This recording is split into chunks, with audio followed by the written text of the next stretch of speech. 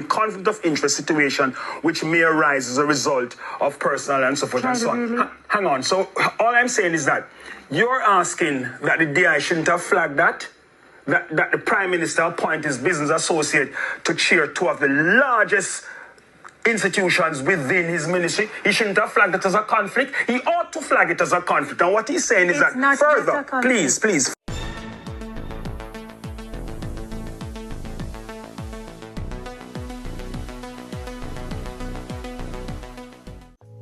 Bless up my people. Welcome back to the channel. Welcome back to a brand new video.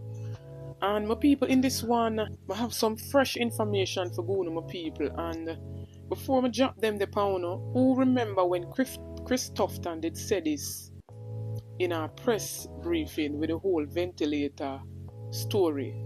Let me say, as a public servant and one who aspires to higher office where we are now and want to continue so to do, but with a lot of experience, that burning down the house to improve your chances of controlling it is an indication of moral bankruptcy and does not serve the interests of the Jamaican people. And so remember me did do one video and telling us say there were 3 potential candidates for when Prime Minister Andrew Holness resign. Right? And we did tell you Ed Bartlett, we did tell you Chris Tufton, and we did also tell you Floyd Green.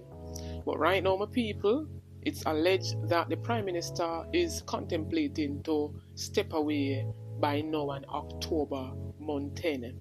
And a big pushback from Chris Tufton to get the position as the leader. He not really want him to be the leader allegedly. And so him push up 3 more candidates. Right? So Andrew Holness allegedly a push Floyd Green. Him also pushing him little brother Matthew Samuda, and him also pushing Nesta Morgan to get the leadership. And some people, this special delegate conference will take place in November. So I guess November you all will know the new leader.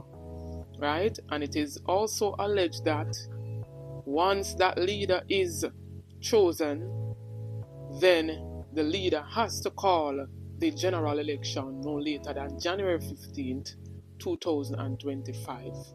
But no wonder the rush for get Samuda for run in a northeast and for get Samuda in the House of Representatives, my people.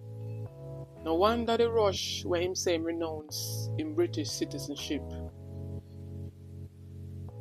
What a thing if Samuda get it in, knowing the massive fight where them did I give Mark Golding with fame descent citizenship of England. Can you imagine my people? But let us stay tuned to see by now October for the Prime Minister to resign and for this whole delegate meeting to take place in November to see the new leader of the Jamaica Labour Party. Stay tuned for that, my people. Anyways, my people, in this segment, still on the matter of the whole IC report surrounding illicit enrichment of the Prime Minister Andrew Holness. And my people, we're seeing where Chuck is basically saying that the IC should be ordered basically to certify the Prime Minister's statutory declaration. We're seeing also a sitting Senator, Shireen Golding Campbell, saying no need for Holness to resign. And in a sit-down interview with Clyde Williams and Shireen and another guest on the AAngles with Dion Jackson Miller, Clyde Williams go hard and him basically dumb Shireen Golding because a whole heap of things in this 177 pages of IC report, from conflict of interest, you name it. And some people may take a little part of it and I'm going to say what going and what was said. I'm a man for substance and content. And when I look at the substance and content and the questions raised here, I am not going to cause my ants with the procedures that were employed and its untidiness. And we're fighting over whether it's interim or to cause me to to back away from. I want some answers. I want to know if the Prime Minister's companies did try to undermine the tax authority and the tax laws. I want to know whether or not the Prime Minister had used resources that were for charity to help to finance some purchases for himself. I want to get some answers to those questions. The procedures contained in the Integrity Commission Act. I think that's extreme. You calling me extreme? No, I'm saying the position that you just hold of making it a mockery is an extreme position. The chairman was very clear in his letter. He says that he's asking you, the parliament, to support this because he has the authority. Give the permission. He has the authority in law to give them this material. He's only saying parliament support what we are doing. I want to come back to the conflict of interest point because this is what he says ultimately on this. I know, but I want to be fair to the gentleman. The DI recommends that a copy of this report be referred to the Ethics Committee of Parliament to examine and determine the appropriateness of a minister directly or indirectly appointing a business associate or other personal connections to a public board which falls under their portfolio. The committee should also consider whether there are sufficient safeguards in place to comprehensively deal with any conflict of interest situation which may arise as a result of personal and so forth and so on. Hang on. So all I'm saying is that you're asking that the DI shouldn't have flagged that the Prime Minister appoint his business associate to chair two of the largest institutions within his ministry. He shouldn't have flagged it as a conflict. He ought to flag it as a conflict. And what he's saying is that further, please, further, what he's saying is that Parliament should develop some rules around this. Conflict of interest. Matonda was trying to come in disagreeing, I believe, with what Shireen was saying. Well, I don't agree with what Ms. Golding is saying because if my friend is the Prime Minister and he puts me to chair a board and that board falls within his ministry, every single right-thinking Jamaican will say, that no look good. That's what we call, lawyers would call, it's an appearance of bias there. That's the foundation of conflict. So I'm not understanding how it is that the DI is being criticized for pointing out a very, very basic thing that should have occurred to the Prime Minister. Like, yeah, I can't do that. Is it that he can't do it or shouldn't do it or that there should be... Sorry, shouldn't. Or that there should be it's not guidelines. Yes, because remember, conflict of interest is not a crime. It's a question of morality and ethics in governance. That's what it really focuses on. And what governance issues. That's correct. And what it also focuses on is to head off and to prevent any possible corruption. Because if you are chairing, I'm not speaking about the Prime Minister, just conceptually now, a minister appoints his friend or his business associate to a board that falls in his portfolio, but the business that they do also are part of what the ministry does. So the ministry, let us say the ministry is involved in building houses and so forth and so forth. And you're engaged with your business partner in building houses or supplying those kinds of things. Those things could cause decisions to be made in the board level to support the business that they are engaged in. And so there's no evidence of any wrongdoing, and which is important. But what he's saying is that there is a question of conflict, and the Parliament must sort out the rules governing how we will deal with these things. And that's a fair thing for him to ask. He says clearly he doesn't see any evidence that the conflict of interest has given rise to any malfeasance, any wrongdoing. So why didn't he say Please. No. Please. He said it very clearly. He didn't see any evidence of that. What he's saying, the conflict still exists. As to whether or not the conflict has been deleterious to the public purse or some other thing, that is for the Parliament Ethics Committee to look at the appropriateness and to have some rules as to how we deal with these situations. I disagree with you. No, but there is a conflict because he's a business partner of the Prime Minister who has been appointed by the Prime Minister to chair two significant entities within the portfolio of the Prime Minister, and at the same time he's the Prime Minister's business partner privately. That's where the conflict lies. Any impropriety occasioned by the reference potential conflict of interest.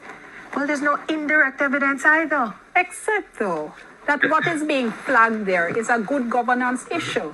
The director is pointing clearly to the fact that you have somebody who is a business partner of the Prime Minister appointed in positions which are under the Prime Minister's political portfolio, and he's saying that raises conflict of interest concerns. He also then in his recommendation says that the Parliament needs to look at how to manage these issues. So you are saying because he didn't say, boy, we see them do this wrong or we see them do that wrong, that he shouldn't raise it as an issue. Tom Makula, let me bring you in. You are saying you have no problem with how the commission went about this. Tell us why.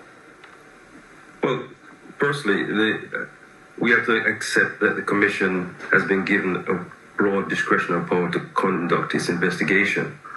The methodology that it uses is up to the commission. If someone prefers a different methodology, then they need to do more than scream, give me a different methodology. They need to demonstrate that the methodology used resulted in unfairness or was irrational or unreasonable. And I haven't seen anyone advance any credible evidence to say that the process was unfair. Sending it to Parliament at this stage, and I agree with Clyde, that whether or not you call it an interim report, clearly it is for now an inconclusive document. So I don't see anything wrong procedurally in the way that it has gone about it, because I have not seen anyone point to any unfairness to Mr. Holness. Where is the unfairness? Because let me paraphrase Deloitte Choke. I was interviewing him earlier. He also spoke, as you heard, in the committee, and he is saying there are a lot of statements in the report which aren't proven, no conclusions, all of which, I'm paraphrasing, have left this cloud over Mr. Holness's head and all of us in this state of lack of resolution. That's not unfairness. He's complaining that at this stage, that it has left a cloud over Mr. Holness's head. That's not unfairness. How is that unfairness? That's not substantive nor procedural. The law doesn't recognize that. At this stage, the other bodies will be conducting investigations. I tell you what would have been unfair to the Prime Minister if there would have been a declaration, and at the same time, the Commission is asking the FID to get involved or the TAJ to get involved. I'm saying when there are 20 cash deposits into an account belonging to my Prime Minister over a 3-month period, I want to know why it is that had to be done via cash and not the ordinary electronic system. Mm-hmm. I'm more concerned with that, and the people of Jamaica must be concerned with that than whether or not the FID is going to look at it or the TAJ is going to look at it after the IC has looked at it. Perfectly normal. Be more concerned with the glaring issues that I say in any other democracy, we would have been calling, we would have had a new leader of our country if these issues were flagged. So I want to tell me what I want to get from this, my people. Drop on the 2 cents in the comment section. Don't forget to like, share, and subscribe to the channel. Run go over to my other platform, Facebook, TikTok. Follow me over there at Anisabel Rose. Check out the YouTube store, make a purchase. It goes in support of the channel. Check out the YouTube membership. You get a lot of benefits by becoming a member. Like up the video, share out the video. If you're new to the channel, please subscribe. On the road to 20k. Help me to get there, my people. Stay tuned for more videos. Stay tuned for more updates. A bit under the weather, my people, but the work must go on. Thanks for all of the support from each and every one. Big up on yourself.